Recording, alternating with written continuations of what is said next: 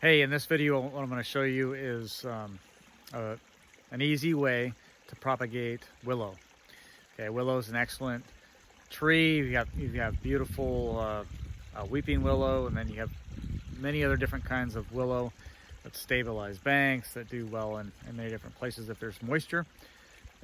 And this right behind me is actually a young weeping willow, but we're going to go ahead and propagate it.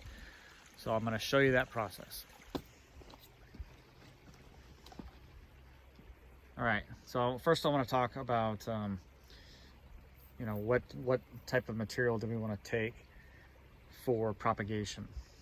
And the reality is that it's willow. it's probably not going to fail either way, but we can kind of better our chances if we take some material. So in other words, like this kind of real flimsy, real young stuff, like last year's growth, which a lot of this is last year's growth. This would probably work, but I wouldn't take all these little side ones here. But I bet you all this stuff down here would work. And you can tell there's a lot of nodes on here for doing it. So we'll try some of that. We'll try some different material. So like, for example, this old kind of woody stuff that's been around for a couple of years. I probably wouldn't look at that. That might work as well. So let's see how some different things work. Okay, so now what I'm going to do is I'm going to take the willow and get some good cuttings from it. And really the only thing that we need to pay attention to is making sure we're going to put this in our water the right side up. Okay, so keeping track of that is important. However, willow is very forgiving, and we should have some success here. I've done this in the past and I've gotten really good success propagating willow this way. All right, so one, I'm gonna get rid of this kind of stuff that I don't want for sure. Just set it aside. I mean, this is kind of prime in here in my mind, right? So I'm gonna take this, and then I'm gonna start, let's see, cutting it down into manageable pieces, right? So I mean, honestly, we could try a bunch of stuff here. Let's get rid of this top part. It's a little bit too flimsy. Cut off all these little branches.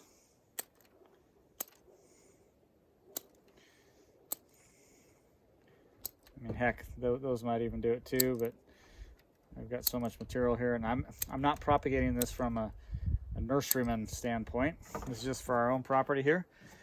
And so here we go. This is a good here, and then what I'll do is, I don't know, I'll cut this into about 1 foot. I want to make sure I've got plenty of nodes on each. So maybe there, and let me get right below or above that one. There's a couple.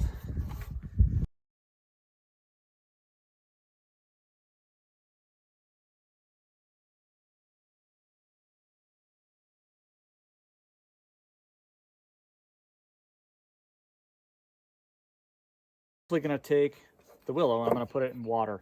I'm going to put it in about 2 to 3 inches worth of water, making sure it's the right way up, and let it go.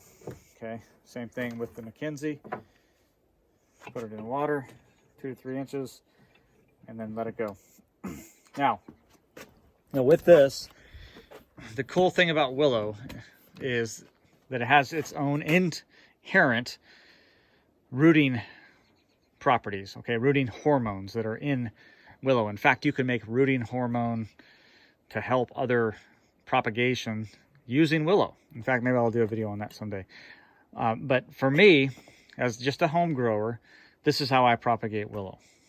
Okay, and if I was a nurseryman and I wanted to try and make hundreds of these plants, I might do it differently. I might prepare beds, put them straight into the ground, and propagate them that way for 1 year or 2 years, then dig them up and they'd be ready to sell.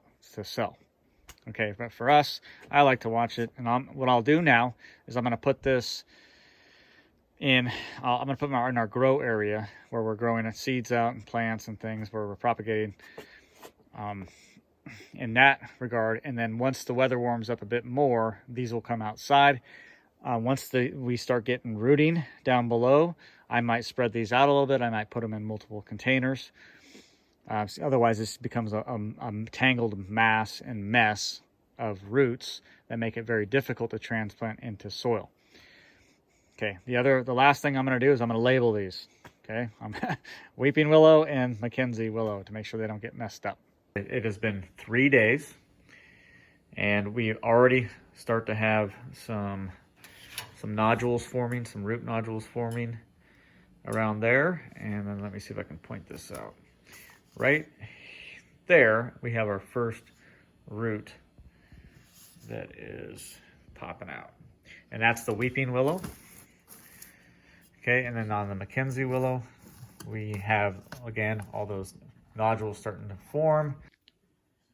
Taking a look at our willow, it's now been 8 days, and so let's take a look. Here's the Mackenzie Willow, and if you look closely down there, you can obviously see that we're starting to get some more root development. Not a lot yet, but we're getting some. And then here's the Weeping Willow, and there you can see right there on the right-hand side. So right there, some root development over there. And let's see what else we can see here. Yeah, we're starting to get, they're starting to come off. And so it won't be long now where they start, picking up in their development. That's a good shot right there. Along with that root development, we're starting to get some leafing out. Okay, so you can see a little bit of leafing out on top.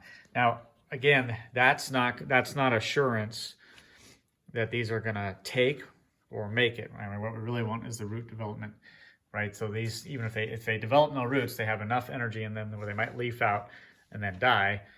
But in this case, I think we're going to have some good success. Quick progress check at 14 days. Here's the Mackenzie Willow. Let's see if we can get a better look. So we have quite a bit of root development, although it's not, it's not coming off at 2-3 inches or anything like that yet. Let's take a look at our Weeping Willow.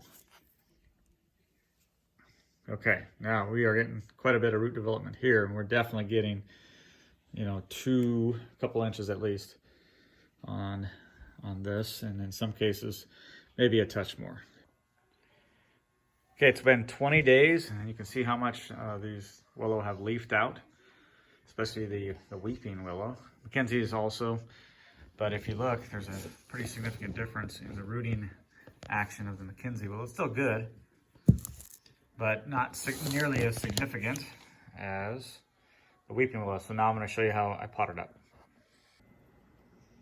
Okay, basically the Weeping Willow here is definitely ready to be potted up, or I could separate these out into different jars, etc. So we got to be careful when you kind of pull them out and apart.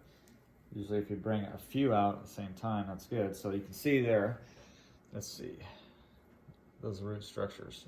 Okay, so I'm just going to pot up a couple here. And in fact, I'll do all 3 of these.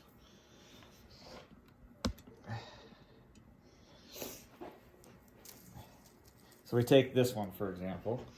You can see it's leafed out. Nice root structure there. When I take my pot, I don't fill it up all the way initially with potting soil. I just dig down a bit, and I'm going to just kind of press it down, but I want to keep those roots intact. Okay, and I just kind of bury them a little bit, but then the real key is just bringing in a little extra potting soil here, about like that.